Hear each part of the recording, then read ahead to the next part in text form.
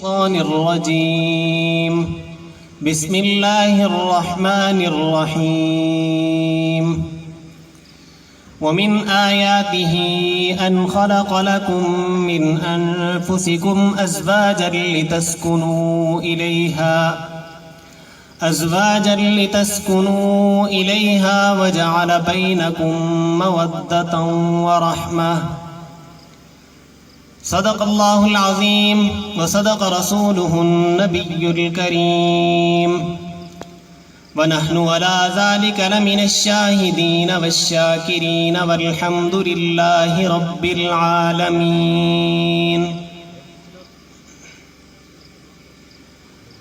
ہو جس میں عبادت کا دھوکا مخلوق کی وہ تعظیم نہ کر جو خاص خدا کا حصہ ہے، بندوں میں اسے تقسیم نہ کر۔ انداز بیاں گرچہ بہت شوق نہیں ہے، شاید کہ اتر جائے تیرے دل میں میری بات۔ انتہائی واجب الاحترام، قابل عزت اعزاز و تکریم محترم بزرگوں، دوستوں اور بھائیوں، آج پہلی مرتبہ آپ کے اس علاقہ میں حاضری کا شرف نصیب ہوا ہے۔ سب سے پہلے میں اپنے برادر مکرم مولانا احسن اسلم صاحب کا تہ دل سے شکر گزار ہوں، جنہوں نے بندہ ناچیز کو یہاں پر مدعو کیا۔ عزیزان من، آج کی یہ خوبصورت تقریب جو کہ شادی کی پرمسرت تقریب ہے، تو میں چاہتا ہوں کہ اسی شادی کے حوالے سے چند باتیں آپ کے گوش گزار کر کے اجازت چاہوں گا۔ میں نے جو آیت آپ کے سامنے تلاوت کی ہے، اس میں اللہ رب العزت نے مقدس رشتہ ہے، اس کو اللہ رب العزت نے قرآن مجید کی اس آیات میں بیان فرمایا۔ اللہ نے فرمایا وَمِنْ آيَاتِهِ أَنْ خَلَقَ لَكُم مِّنْ أَنفُسِكُمْ أَزْوَاجًا، کہ میں نے تم میں سے تمہارے لیے جوڑے بنائے تاکہ تم سکون حاصل کرو، اور انہی جوڑوں کے اندر میں نے محبت ڈال دی اور میں نے رحمت پیدا کر دی۔ اب سب سے پہلے دیکھنا یہ ہے کہ شادی کا مطلب کیا ہے، شادی کہتے کس کو ہے؟ شادی کہتے ہیں شرعی گواہوں کی موجودگی میں مہر کے تقرر کے ساتھ اللہ کے نام سے قائم کردہ ایک ضابطہ، ایک وعدہ ہوتا ہے جس کو شادی کہتے ہیں۔ اب یہ شادی ایک ایسی چیز ہے کہ جس سے پہلے یہ رشتہ ایسا رشتہ ہے کہ اس رشتے سے پہلے مرد اور عورت کا ایک دوسرے کو دیکھنا تک حرام تھا، لیکن جب اللہ کے نام کے ساتھ شرعی گواہوں کی موجودگی میں انسان اس شادی کے بندھن میں منسلک ہوتا ہے تو اللہ اس چیز کو حلال کر دیتا ہے جس کا دیکھنا بھی حرام ہوتا ہے۔ شادی کے مقاصد کیا ہیں؟ شادی کا سب سے پہلا مقصد گناہوں سے بچنا ہے کہ جب شادی ہوتی ہے تو انسان پاک دامن ہو جاتا ہے، گناہوں سے بچ جاتا ہے، ہر قسم کی گناہ فحاشی سے بچ جاتا ہے۔ پہلا مقصد تو شادی کا یہی ہے کہ انسان گناہوں سے بچ جاتا ہے۔ دوسرا مقصد شادی کا یہ ہے کہ انسان کا ایمان مکمل ہو جاتا ہے۔ علماء فرماتے ہیں کہ شادی سے پہلے جب آدمی ایک نماز پڑھتا ہے تو ایک کے بدلے ایک کا ثواب ملتا ہے، لیکن شادی ہونے کے بعد جب آدمی ایک نماز پڑھتا ہے تو 70 نمازوں کا ثواب ملتا ہے۔ کیونکہ دنیا کا بھی ایک قانون اور ضابطہ ہے کہ دنیا کے اندر بھی اگر کسی کمپنی کے اندر کوئی ملازمت ہے، اگر اس کا کام بڑھا دیا جائے تو اس کی اجرت بھی بڑھا دی جاتی ہے۔ تو جب انسان شادی کے بندھن میں منسلک ہو جاتا ہے تو حقوق العباد بڑھ جاتے ہیں۔ اللہ فرماتا ہے کہ حقوق العباد کے بڑھنے کے باوجود بھی اس بندے نے میرا حق ضائع نہیں کیا، میرا حق ادا کیا۔ اس وجہ سے جیسے دنیا کا ضابطہ اور قانون ہے کہ انسان کی دنیا کے اندر کسی کمپنی میں ملازمت ہو اور ملازمت میں کام بڑھا دیا جائے تو اجرت بھی بڑھا دی جاتی ہے۔ اللہ فرماتا ہے جب حقوق العباد بندے کے بڑھا دیے گئے، اب میں بھی یہی چاہتا ہوں کہ میں جب حقوق العباد کے بڑھنے کے باوجود انسان میرے حق کو ضائع نہیں کرتا، میرے حق کو ادا کرتا ہے، تو مجھے چاہیے کہ میں بھی اس کے اجر کو، اس کے ثواب کو بڑھا دوں۔ سبحان اللہ۔ تو اس لیے جس ایک نماز کے بدلے ایک کا ثواب ملتا تھا، شادی کے بعد اللہ نے ایک کے بدلے 70 کا ثواب دے دیا۔ سبحان اللہ۔ اور شادی کا ایک مقصد ہے عزت دینا۔ جب انسان شادی کے بندھن میں منسلک ہوتا ہے، ایک لڑکی اور لڑکے کا جب رشتہ ازدواج مقرر ہوتا ہے تو اس کے بعد مرد عورت کو عزت دیتا ہے، عورت مرد کو عزت دیتی ہے۔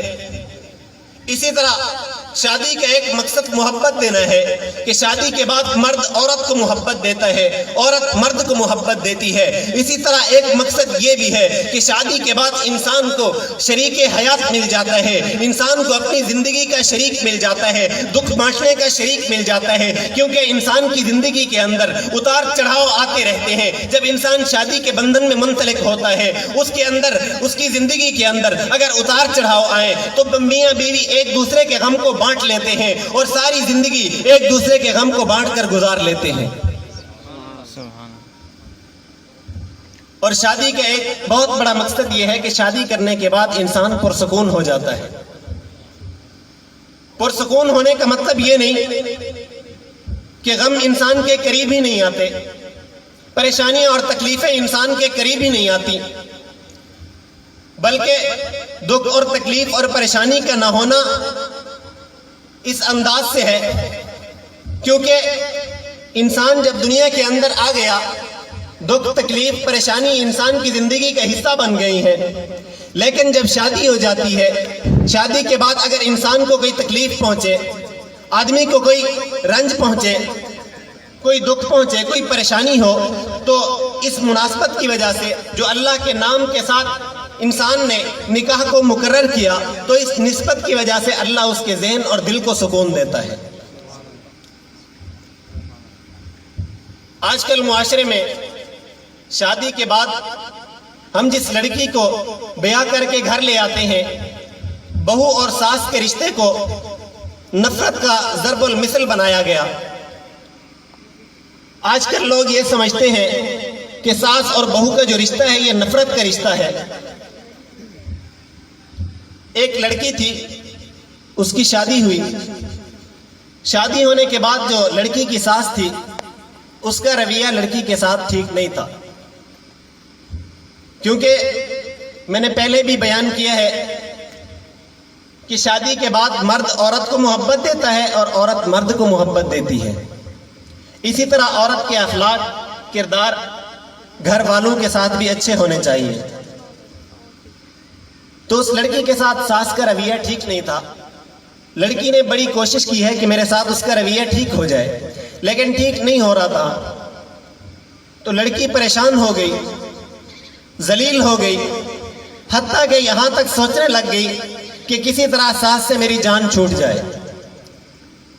ایک دفعہ وہ اس کی ساس بیمار ہو گئی تو لڑکی ایک حکیم صاحب کے پاس گئی، جا کے حکیم صاحب کو سارا واقعہ، سارا ماجرا سنایا کہ ایسے ایسے میری ساس کا رویہ میرے ساتھ ٹھیک نہیں ہے، میں چاہتی ہوں کہ آپ کوئی ایسی دوائی دیں کہ جس کی وجہ سے میری جان چھوٹ جائے۔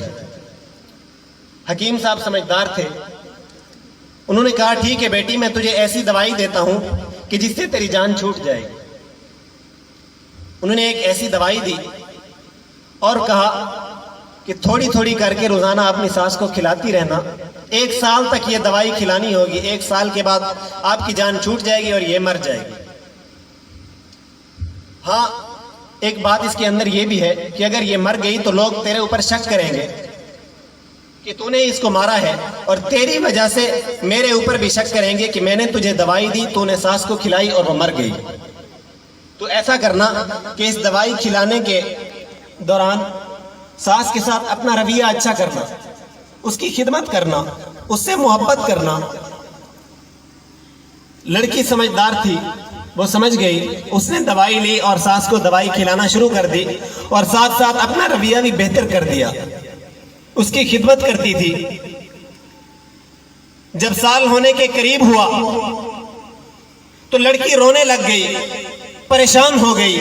موقع پا کر حکیم صاحب کے پاس چلی گئی، جا کر حکیم صاحب کو کہا کہ مجھے کوئی ایسی دوائی دو جس سے میری ماں کی جان بچ جائے، میری ماں کا سایہ میرے سر سے نہ اٹھنے پائے، اس وجہ سے کہ میری ماں کا رویہ مجھ سے بہت ٹھیک ہو گیا ہے، مجھ سے بہت محبت کرتی ہے، میں بھی اسے ماں سمجھتی ہوں، وہ مجھے بیٹی سمجھتی ہے، میں نہیں چاہتی کہ اس دوائی کی وجہ سے وہ مر جائے، مجھے کوئی ایسی دوائی دے کہ جس کی وجہ سے اس پچھلی دوائی کا اثر زائل ہو جائے، اس کا اثر ختم ہو جائے۔ حکیم صاحب سمجھ گئے، کہنے لگے الحمدللہ میری دوائی اثر کر گئی۔ فرمانے لگے بیٹی میں نے تجھے غلط دوائی دی ہی نہیں تھی، میں نے جو دوائی دی تھی اور جو میں نے تجھے بتایا تھا کہ ساس کے ساتھ رویہ ٹھیک کر، تو نے ساس کی خدمت کی، اس کے دل میں محبت ہو گئی، اس دوائی کی وجہ سے، اس خدمت کی وجہ سے محبت تیرے دل میں بھی پیدا ہو گئی، اسی محبت کی وجہ سے تو آج یہ کہہ رہی ہے کہ میری ساس کا سایہ میرے سر سے نہ اٹھنے پائے۔ اور آج کل مرد حضرات یہ سوچتے ہیں کہ مجھے ایسی بیوی ملے جو آئیڈیل ہو، گھر کے کام کاج کرنا اچھی طرح جانتی ہو، ہر کام کے میں مثالی عورت ہو، اس کا ہر کام نمونے کے طور پر پیش کیا جائے۔ لیکن مرد یہ نہیں سوچتا کہ میں کتنا آئیڈیل ہوں، میں بھی ذمہ داری کو نبھا سکتا ہوں یا نہیں نبھا سکتا، میرے اندر بھی ذمہ داریاں نبھانے کی قوت ہے یا نہیں ہے۔ آج کل کے مرد یہ سمجھتے ہیں کہ صرف ذمہ داری عورت کی ہے، جب ہم عورت کا نکاح کر کے گھر میں لے آئے، اب عورت کی ذمہ داری ہے کہ گھر کی بھی حفاظت کرے، خاوند کی بھی خدمت کرے، بچوں کو بھی سنبھالے۔ لیکن مرد یہ نہیں سمجھتا، مرد نے اپنے آپ کو ATM مشین سمجھ لی ہے کہ میں نے صرف پیسے دینے ہیں، میرا حق صرف یہی ہے کہ میں اس کو پیسے دے دوں۔ نہیں، بلکہ مرد کا حق پیسوں سے زیادہ محبت دینا ہے۔ جب مرد عورت کو توجہ دے گا تو عورت اس کے گھر کے اندر چٹنی کے ساتھ روٹی کھا کے گزارا کر لے گی، اور محبت جب مرد دے گا تو محبت میں خوش رہے گی۔ اگر مرد محبت نہ دے، گاڑی بینک دولت دے دے، بڑا پیسہ دے دے، لیکن اگر محبت نہیں دے گا تو عورت کبھی خوش نہیں ہوگی۔ مرد کو چاہیے کہ عورت کو صرف اور صرف محبت دے۔ آج کل ہم اگر اپنی بیوی کو محبت دیں تو لوگ بھی بیوی کا مرید سمجھتے ہیں۔ حضور کی زندگی کا مطالعہ کریں، حضور کی زندگی کو پڑھیں کہ حضور نے اپنی بیویوں کے ساتھ کیسے سلوک کیا۔ ایک دو باتیں کر کے اپنی بات کو ختم کرنا چاہوں گا۔ ایک دفعہ حضور اقدس صلی اللہ علیہ وسلم ایک قافلے کے ساتھ سفر پہ جا رہے تھے۔ ایک اونٹ پر حضور صلی اللہ علیہ وسلم کی ازواج مطہرات تھی، اس اونٹ کی مہار ایک صحابی کے ہاتھ میں تھی۔ صحابی اونٹ کو تیزی سے بھگا رہے تھے۔ حضور صلی اللہ علیہ وسلم نے صحابی کو بلا کر فرمایا اونٹ کو ایسا چلاؤ، تجھے پتہ نہیں ہے کہ ان پر نازک شخصیات بیٹھی ہیں۔ یوں کہوں تو غلط نہ ہوگا کہ حضور نے فرمایا کہ شیشے کی بنی ہوئی چیزیں رکھی ہوئی ہیں۔ حضور نے اپنی ازواج مطہرات کو یہ باور کرایا، یہ یقین دلایا کہ میرے نزدیک ازواج مطہرات کی اہمیت ہے، میں تہ دل سے ان سے محبت کرتا ہوں۔ یہ حضور صلی اللہ علیہ وسلم نے محبت کو ثبوت دیا۔ حضور اقدس صلی اللہ علیہ وسلم کی جب پہلی شادی ہوئی تو حضور اقدس صلی اللہ علیہ وسلم کی عمر مبارک 25 سال تھی، لیکن جس عورت کے ساتھ شادی ہوئی اس عورت کا نام اماں خدیجہ ہے۔ حضور سے شادی سے پہلے 2 خامدوں کے ساتھ پہلے بھی زندگی گزار چکی تھی، اب تیسری شادی حضور کے ساتھ ہوئی۔ 40 سال کی عمر ہے، 40 سال کی عمر میں حضور اقدس صلی اللہ علیہ وسلم نے حضرت خدیجہ سے نکاح کیا. نکاح کے بعد محبت اتنی کرتے تھے کہ حضور صلی اللہ علیہ وسلم حضرت خدیجہ کی وفات کے بعد جب حضرت خدیجہ کا خیال آتا تو حضور کی آنکھوں سے آنسو نکل آتے. جب بھی حضور صلی اللہ علیہ وسلم کے گھر میں حضرت خدیجہ کی کوئی سہیلی آتی یا کوئی رشتہ دار آتی تو حضور صلی اللہ علیہ وسلم اس کا استقبال کرتے. حتیٰ کہ حضور اقدس صلی اللہ علیہ وسلم اتنا محبت کا اظہار فرماتے تھے. ایک دفعہ حضرت عائشہ رضی اللہ تعالی عنہ نے فرمایا یا رسول اللہ میرے جیسی خوبصورت اور حسین لڑکی آپ کے سامنے ہے, اس کے باوجود بھی آپ اس بڑی خدیجہ کو یاد کرتے ہیں. حضور اقدس صلی اللہ علیہ وسلم نے بڑا خوبصورت جملہ فرمایا. حضور نے فرمایا عائشہ آج جب تو میرے گھر میں ہے میں گھر سے باہر نکلتا ہوں لوگ میرے استقبال کے لیے کھڑے ہو جاتے ہیں. جب میں گھر کے اندر آتا ہوں تو لوگ تحفے تحائف میرے پاس بھیجتے ہیں. لیکن جب خدیجہ نے میرے ساتھ دیا تھا, خدیجہ نے میرے ساتھ نکاح کیا تھا, اس وقت میں گھر کے باہر نکلتا تو لوگ مجھے پتھر مارتے تھے. میں گھر کے اندر آتا تھا تو میں لہو لہان ہوتا تھا. خدیجہ اپنے دوپٹے سے میری مرہم پٹی کیا کرتی تھی. تو میں کیسے خدیجہ کے احسان کو بھلا دوں, کیسے میں خدیجہ کو بھلا دوں. خدیجہ کے میرے اوپر احسان ہے. خدیجہ اس دور میں تھی کہ جس دور کے اندر لوگ مجھے پتھر مارتے تھے. عائشہ تو اس دور میں میرے پاس آئی ہے کہ جب لوگ میرے پاس تحفے تحائف بھیجتے ہیں, لوگ میرے استقبال کے لیے کھڑے ہو جاتے ہیں. خدیجہ کو میں نہیں بھلا سکتا. ایسی عورت کہ جو میرے مرہم پٹی کیا کرتی تھی, ایسی عورت جو دکھ تکلیف میں میرا ساتھ دیا کرتی تھی, میں اس عورت کو کیسے بھول سکتا ہوں. اگر آج ہم بھی حضور اقدس صلی اللہ علیہ وسلم کی سنت اور حضور کی تعلیمات پر عمل کریں گے تو انشاءاللہ ہماری شادیاں بھی کامیاب ہوں گی. آج کل کی جو شادیاں کامیاب نہیں ہوتی وہ کس وجہ سے نہیں ہوتی؟ آج کل کی شادیاں صرف اس وجہ سے کامیاب نہیں ہوتی کہ مرد شادی کے بعد گھر میں تو ایک عورت کو بساتا ہے لیکن دل میں دوسری عورت کو بساتا ہے. عورت کی طرف توجہ نہیں دیتا, اپنی بیوی کو وقت نہیں دیتا. حضور نے فرمایا کہ جب بیوی کو جان مال اور وقت دو گے تو اس وقت شادی کامیاب ہوگی, اس وقت گھر کامیاب ہوگا, اس وقت بیوی بھی محبت کرے گی, گھر کو بنا کر سنوارے گی, اپنے خاوند سے محبت کرے گی, خاوند کی خدمت میں کوئی کمی نہیں چھوڑے گی. اگر خاوند نے گھر میں تو ایک عورت کو بسایا لیکن دل میں کسی اور عورت کو بسایا تو پھر یہ توقع مت کرے کہ میرا گھر بن جائے گا, میری عزت ہوگی, میری خدمت ہوگی, میرے بچوں کی پرورش اچھی ہوگی, میرے گھر کا خیال رکھا جائے گا. نہیں, ایسا ہرگز نہیں ہوگا. جب عورت کو وقت بھی دیا جائے گا, اپنی بیوی سے محبت بھی کی جائے گی, اپنی بیوی کو مال و دولت بھی دیا جائے گا, اپنی بیوی پر جان کی قربانی بھی دی جائے گی, تو اس وقت گھر بھی بن جائے گا, شادی بھی کامیاب ہو جائے گی. دعا ہے کہ اللہ رب العزت اس شادی کو کامیاب فرمائے اور اس جوڑے کو ہمیشہ خوش رکھے. وآخر دعوانا الحمدللہ رب العالمین.